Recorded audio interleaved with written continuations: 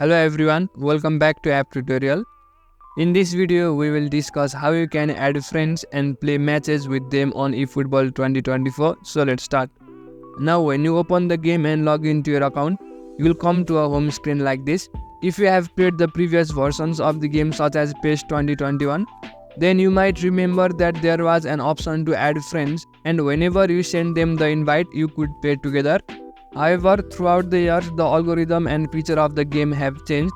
So in eFootball 2024, you don't have to actually add friends in order to play game with them. Instead, you can simply go to match, scroll in the options and go to friend match.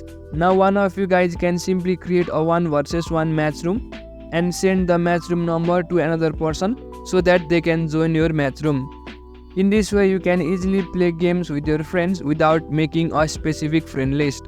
If you are unaware about how to play with your friends in eFootball 2024, we have previously created a video on that topic. You can simply check it out.